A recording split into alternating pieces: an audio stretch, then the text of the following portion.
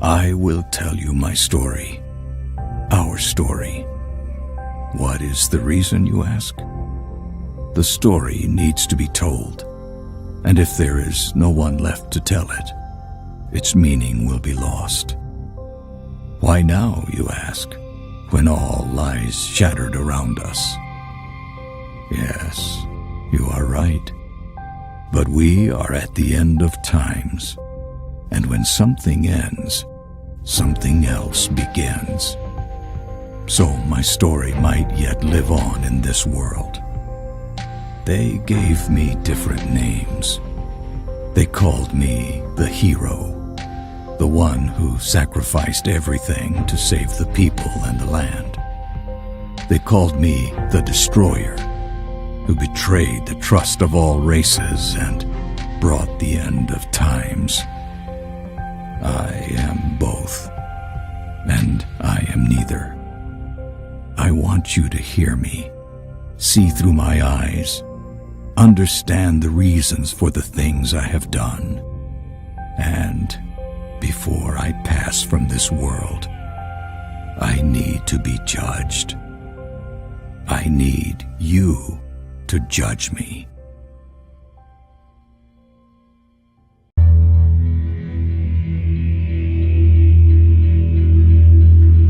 Our land is dying, and we are dying with it. This was not always the case. Artara was once a place of wonder and beauty. The 5 races thrived in peace and harmony.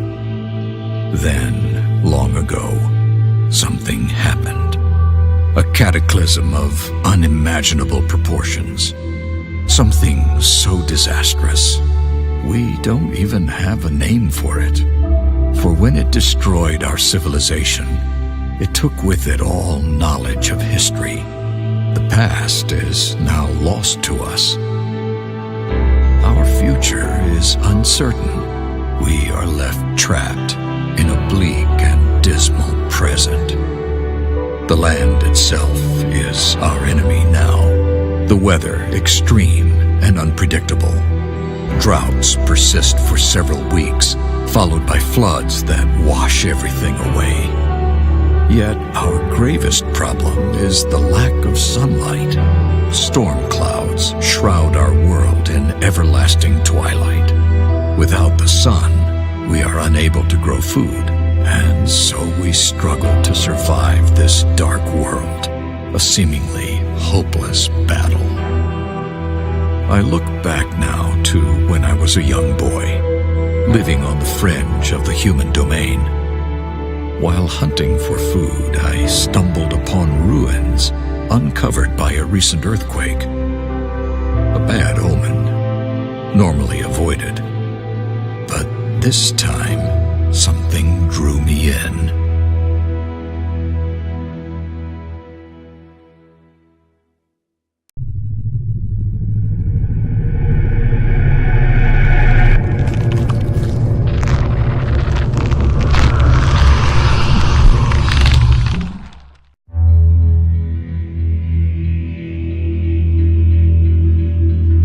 Descending the stairs led me to a crystal throne which glittered with swirling light. I felt strangely compelled to approach and sit. As I took my place upon it, a sudden torrent of light enveloped me. The illumination overwhelmed my senses. I grew nauseous and weak, but before I lost consciousness, the throne ejected me to the floor. I fled and told no one what happened, for fear of being deemed tainted and banished from the village, for this was the way of my people. I tried to forget the experience, to convince myself it was my overactive imagination. But the visions that followed said otherwise. Every night, the nightmares came. Their torment highlighted my confusion, as each morning I remembered little, fragmented images, words which made no sense, nothing more. I would have thought myself mad, if not for the strange, incomprehensible incomprehensible symbols I often drew in the sand, proof that forces beyond my understanding were at work. People in my vicinity kept their distance, and I think they feared me. Over time, they learned to tolerate my unusual nature, but I was always alone, left to brood and ponder my strange fate. One winter, it all came flooding back to me. I realized the crystal throne sat not at the bottom of some ancient ruins, but at the top of a construction incomprehensible in scale. That the ruins were not ruins of some lost city or ancient castle, but a single massive tower buried deep within the earth, and buried upside down. Some unexplainable force had lifted the construction into the sky, rotated it, and driven it into the ground. In that moment of clarity, I knew one thing above all others. I had to go back to that place, for the power within was the one thing that could save Artara. Years later, I found myself a commander in the last human kingdom's militia. The king, a just man and good friend, granted me a favor for my years of loyal service. I had but one request: a small force of men and resources to return to the village of my birth and explore the tower. Preoccupied by an eroding empire, the king held little interest in ancient ruins and towers. He did, however, see the reclaiming of a long-abandoned village on the border of an ever-shrinking kingdom as a boost to the people's morale. He gave me what I requested, and his blessing.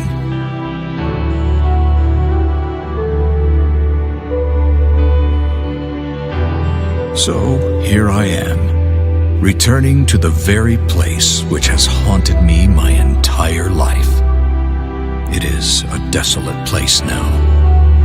Time has not been kind to my village. Most of it has rotted or been washed away. Yet the tower remains just as I remember it. I am in awe of the power within, and perhaps fearful. The men and I are setting up the camp in the village, while Cain and Maev, two of my most capable warriors, will scout the tower. Once again, I feel its call. We must uncover its secrets. We must find a way to reach the power within. If we fail, it will be the end of us.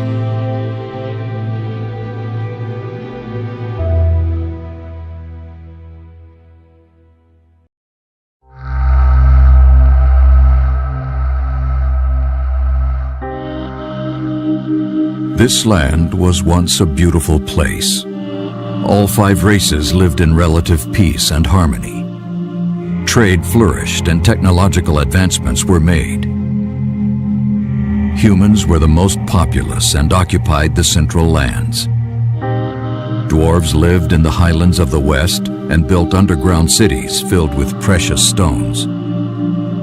Elves were caretakers of vast living forests in the east. To the north, mighty frostlings ruled icy plains and frozen seas.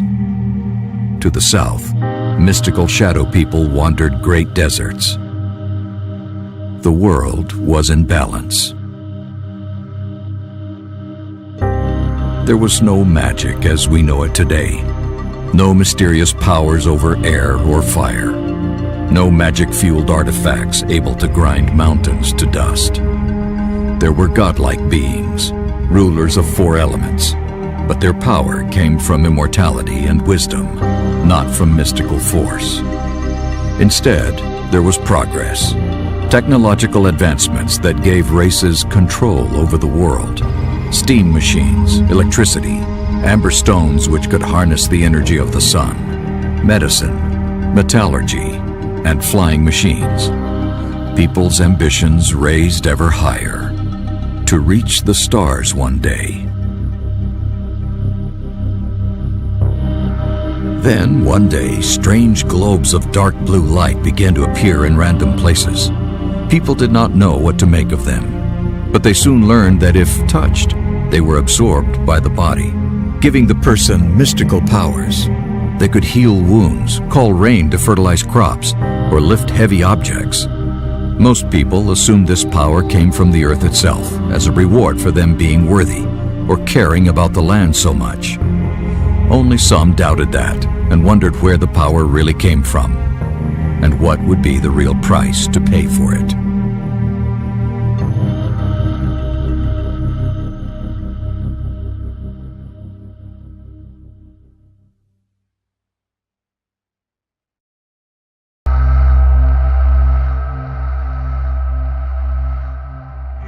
The races soon abandoned all research into new technologies. They grew complacent, weak. Even the elves, usually reserved and aloof, became consumed by this newly found omnipotence. Why waste time and energy if you could get everything with a wave of your hand? Why grow crops if you could summon up a table full of exotic delicacies and noble drinks? They drank and danced all day and night long, and they all ignored the first signs of the change. People began to fall ill. One by one, their senses began to fail. Their sight, hearing, taste. Nothing that a short burst of power couldn't heal. At first. But the more power they absorbed, the more serious their illness became. Some became paralyzed. Some stopped caring and stood motionless, just staring into the sky. Some just stopped eating and died. And then came the visions. People started to see things around them. Dark shapes floating in the wind, circling, watching, waiting.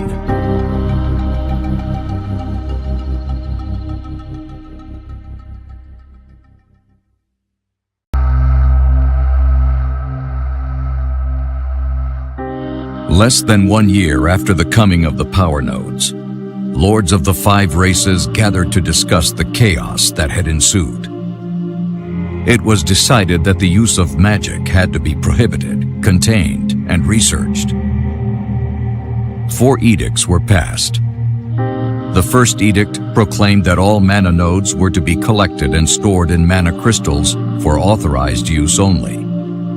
Under the second edict, all those who passed aptitude tests were to abandon their families and to travel to a designated place of study and learning to become magi. The third edict stated that all other people were forbidden to absorb and use mana under penalty of death.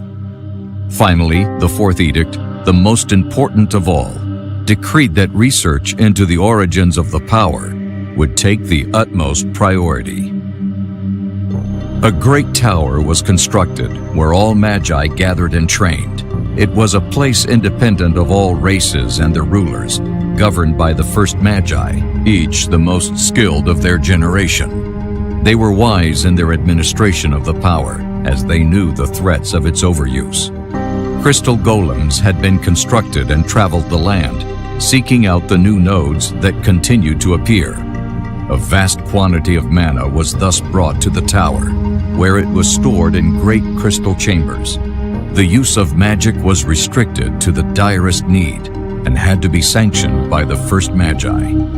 Within the tower, intensive efforts to discover the origins of the power nodes continued. Balance returned to the land for some time.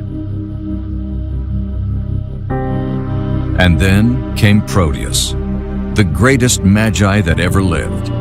Famed for his wisdom, his control over magic was unmatched.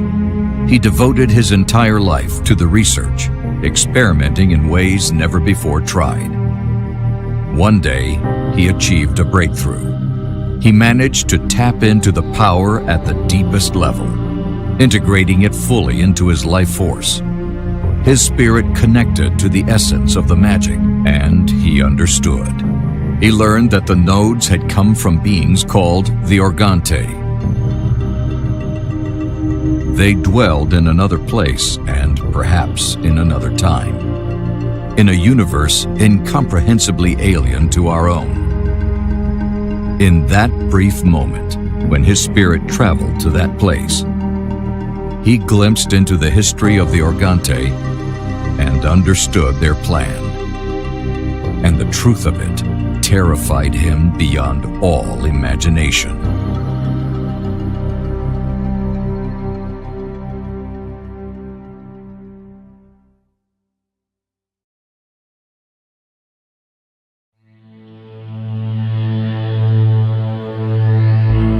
The Organte had been a race of spacefaring people. Their home was a distant galaxy.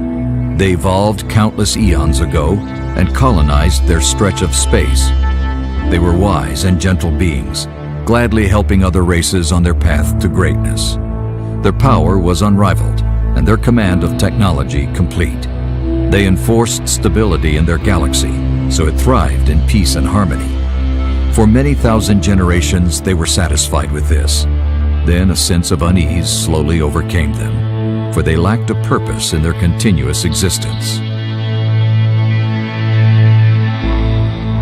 They decided to aspire for transcendence as a race, to abandon their physical bodies and turn into beings of energy and thought, to leave their grand cities, Dyson spheres, all their technology, and move into the vast nothingness of space to thrive there. They fed on energy, on loose protons and electrons, on sun discharges, on specks of matter traveling between star systems. It was a moment of great joy in the galaxy, for the races knew that with such benevolent and omnipotent guardians, nothing could threaten their existence. For countless millennia, the Organte were satisfied, for they could experience their existence on new levels. Yet they did not realize one thing. The total pool of energy is finite at the galactic level. There was less and less unclaimed energy available to sustain their life force. They had to resort to more extreme methods. They exploded suns into supernovas, in places distant from other sentient races, and fed on released energy. They entered supermassive black holes to drain them of the energy contained within Event Horizon. But those sources were limited as well. Desperate and growing more and more hungry, they created hypersuns, combining the power of 1,000 stars into one giant sun, and exploded them to create hypernovas, with enough power to obliterate and sterilize the entire galaxy, should the energy not have been entirely absorbed by a swarming mass of ravenous Organte. But that was also not enough. They tried to move to another galaxy, but the void in between did not allow this, for nothing can exist in that space which is not a space, not even a thought.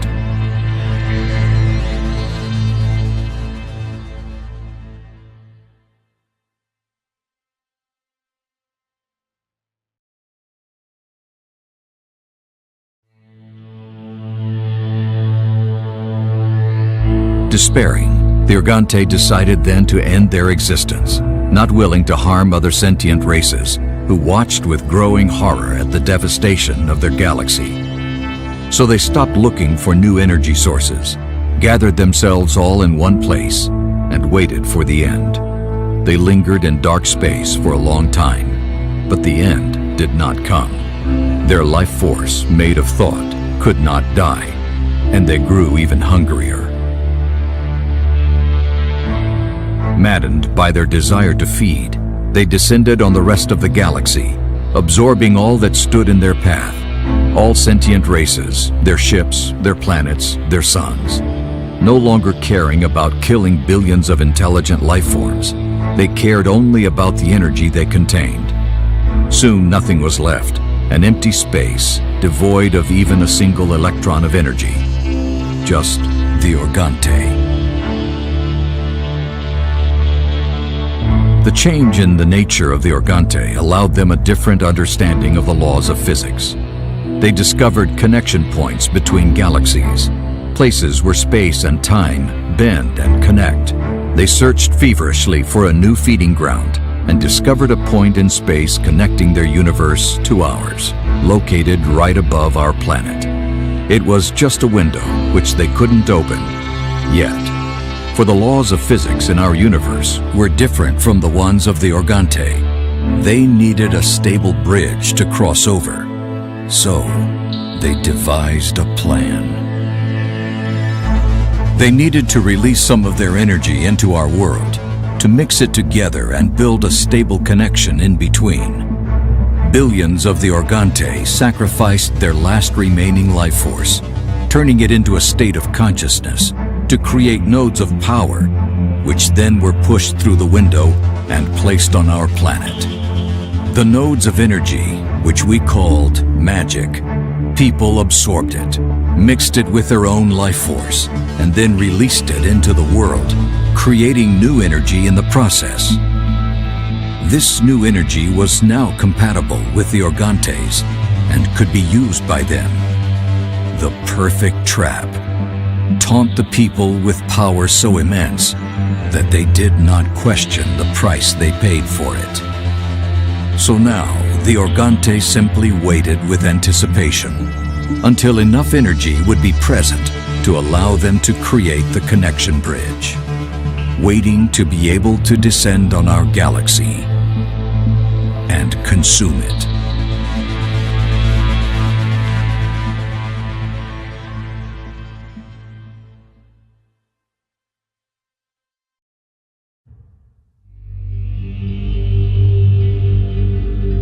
The Magi and Lords were appalled at this revelation.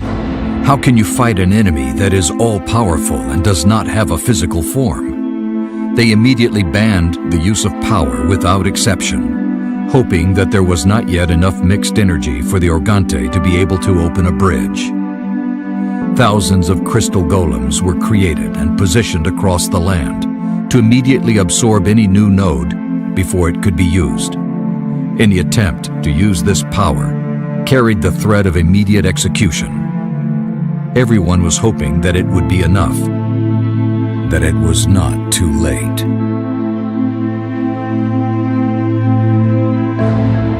The Organte, waiting on the other side of the portal, soon realized that people had uncovered their deception. There was not enough new energy in the world for them to create a stable bridge yet, but they could project their thoughts through the barrier. They abandoned all pretense and took a direct approach. They began to create inanimate constructs across the land, whose only purpose was to destroy. People tried to fight them with technology, building mechanized golems of their own, but they did not have the time or resources to protect the whole land. Destruction spread across. Within a few years, most of the land was in ruins. People of all races gathered in heavily fortified locations, not knowing the time and place of the next attack.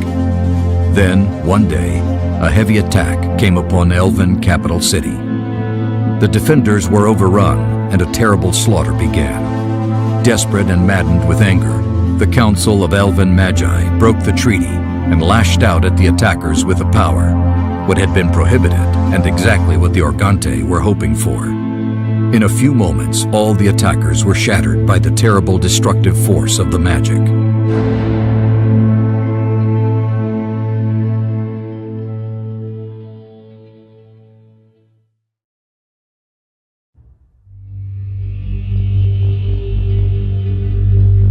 The other races were so consumed with grief and rage at seeing their world being destroyed around them in such a pointless manner that they also started to revert to magic. They tapped into vast reserves of power, collected and stored across many centuries. Terrible forces were unleashed at the attackers, people no longer bound by any laws and filled with an all-consuming hatred.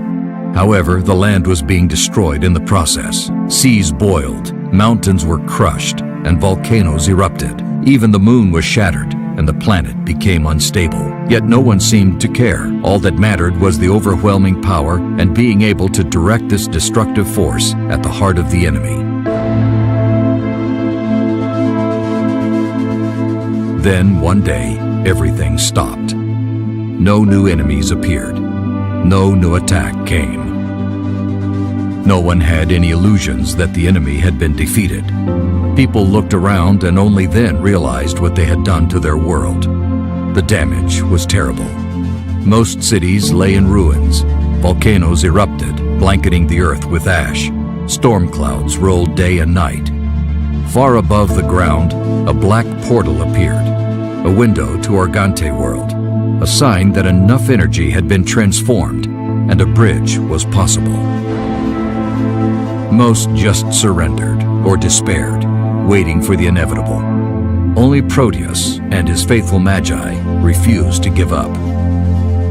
Proteus knew that it would take some time for the portal to be fully opened.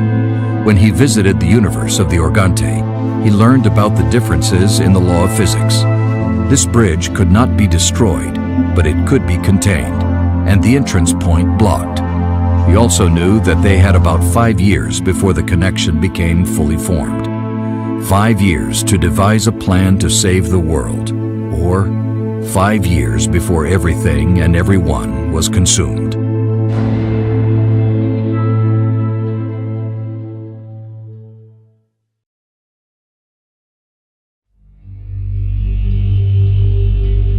While the world was dying around them, Proteus and the remaining Magi devoted all their time and resources to stopping the Organte. Using the remaining reserves of magic power, they extended the tower so it reached the portal, far above ground, for physical contact with the bridge was necessary at the moment of opening. Once the tower was completed, it was the time for great sacrifice. 1,000 remaining Magi did the last thing they could do. First, they purged their bodies of the alien energy, restoring their own original life force. Then, they willingly granted all of this pure essence to Proteus, dying in the process. Their sacrifice created a god, for only a god could oppose such an immense power.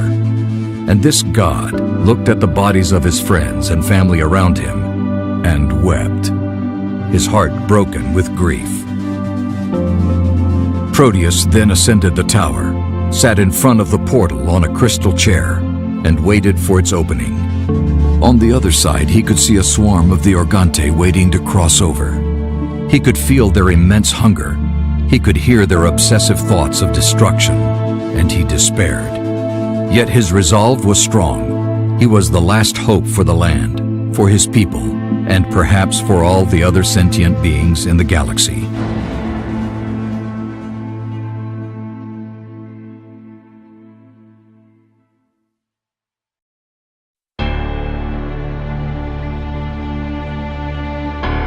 I will never forget my creators, the Magi who refused the great sacrifice, those who would later be branded rebels and traitors.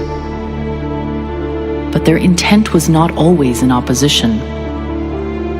In the beginning, their goal was the same noble objective as Proteus himself: protect Artara at any cost. But where Proteus saw the war with the Organte all but lost, my creators believed the shadow threat could yet be overcome. They experimented with every means possible to develop the ultimate constructs, artificial beings who followed orders fearlessly with unwavering persistence and unquestioned loyalty, the perfect warriors. While their efforts bore fruit, no construct of Magi design stood superior to the Organte creations, and each passing day brought the invaders one step closer to Artara's seemingly inevitable conquest. The Magi quickly surmised they would not succeed without aid from the first Magus.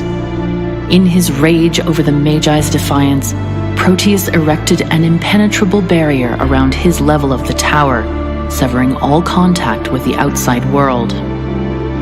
Already having failed to breach the barrier themselves, my creators turned to their construct creations, but, like their masters, they too failed.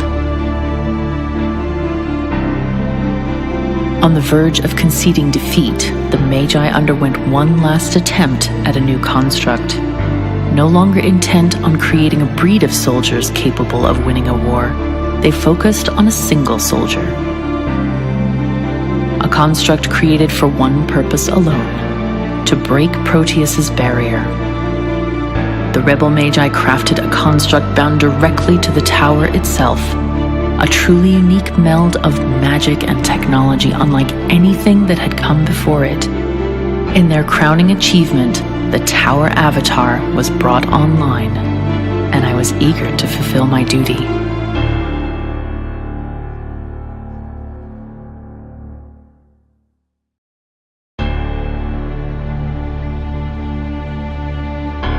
I was the Tower Avatar, the most powerful Magi construct ever created.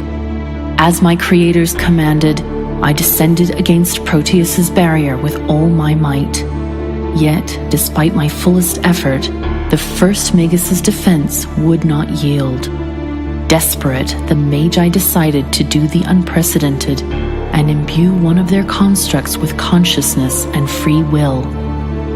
Their last hope, a self-determinate construct, would outsmart the barrier. And so, for the first time, I opened my eyes, looking out among the world, no longer a weapon by design, but as my own free person. A person without any passion to risk life and limb for the sake of disabling a barrier set by some all-powerful Magus who wished to be left alone. The Magi scrambled before me, awash with anxiety. They tried to hide their thoughts of regret, notions they miscalculated, made a rash decision that had lost them their one and final hope. I had no wish to disappoint my creators. I listened to their explanation of the Organti threat, the purpose of the tower, and their desperate need to reach Proteus. For the Magi now believed with certainty, without Proteus's help, all was lost. The Magi made me far stronger than any mortal being. They filled my mind with their combined knowledge, making my intelligence second to none. And they had at last breathed true life into me, giving me free will. And yet once more, they ordered me back to the barrier, once again reducing me to nothing more than a weapon.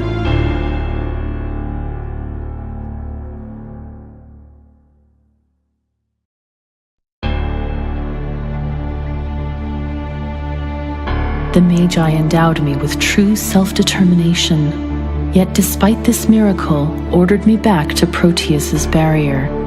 Clearly something was amiss. To my deepest regret, the truth did not evade me for long. My creator's inner thoughts revealed a web of shadows and lies, and one horrible truth. The Magi no longer sought Proteus to recruit his aid, but instead to kill him, to remove the final obstruction preventing the Organti arrival. Shortly after I came into this world, I was forced to choose between my parents, the duty they set upon me, and my own morality. I chose to stay faithful, not to my creators, but to the people of Artara.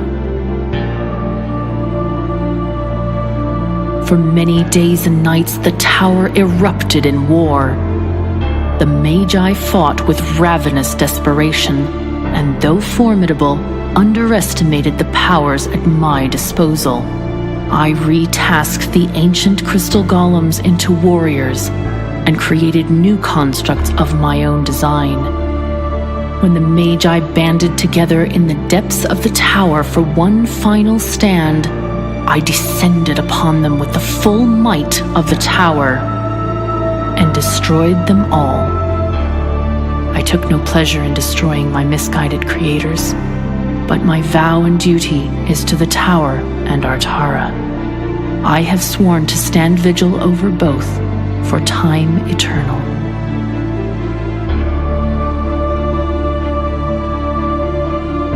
After all the Magi's lies, Proteus's goal supports my own: protect the tower and the people of Artara. Unwilling to lower his barrier, the first Magus has remained confined. He leaves me to protect the tower as I see fit, and I in turn leave him to his own. But I must learn more of this Proteus, for I have already glimpsed a sliver of dark Organti influence in his mind.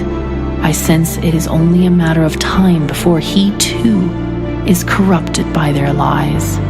Only a matter of time until I must destroy the first Magus.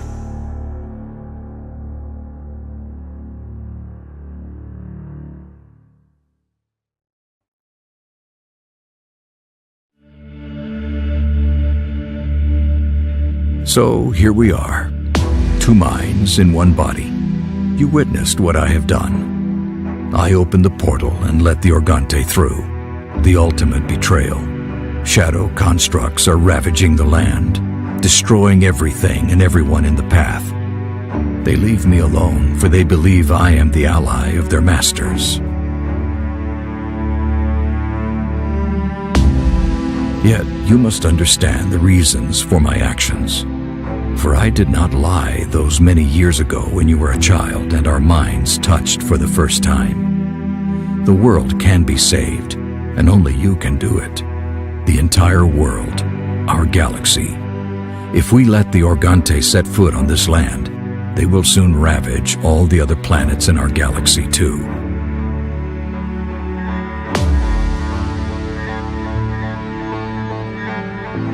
The Organte passed through the bridge into our world, but they are weak.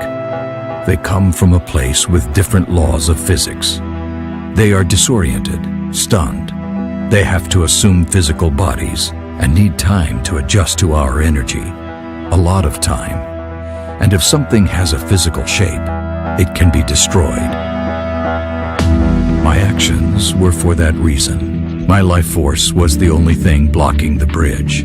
And I am dying. If I were to die and they were to enter the world, they would be unopposed. They would bide their time recovering. And when they were ready, they would destroy everything. For such is their nature now, hateful and evil. I spent a long time in the presence of those beings. I understand them now in more ways than they understand themselves. They might have been a grand and noble civilization, but now only a husk remains, their nature overpowered by the need to consume and destroy. I also understood one thing that they do not know yet. In our universe, they will not be able to transcend again. They will remain as they are now, in physical form. They will need to send their constructs to nearby stars, to absorb their energy, filter it, and feed on it slowly. Don't be fooled, however. They will awaken eventually and start rebuilding their civilization. So I am releasing your mind now. Take this body and all the knowledge I possess and escape this world, for it is already doomed. I have gathered the remaining survivors in the tower, and I will shift it across vast space to another planet, where you can settle in peace. I will transfer my consciousness to this shadow and remain here. I will walk among the Organte unnoticed, observing them and confusing them if I can, for as long as I can. You have a different task. You must rebuild the civilization and grow in strength. You must pass the knowledge of what has happened to your descendants, and they must stand vigil. When the time comes, you must be ready to return to this world and destroy the enemy once and for all. For only then can I be redeemed. Stand vigil. Watch the sky with an ever-open eye. When stars dim and start to die, come swiftly, or the end follows nigh.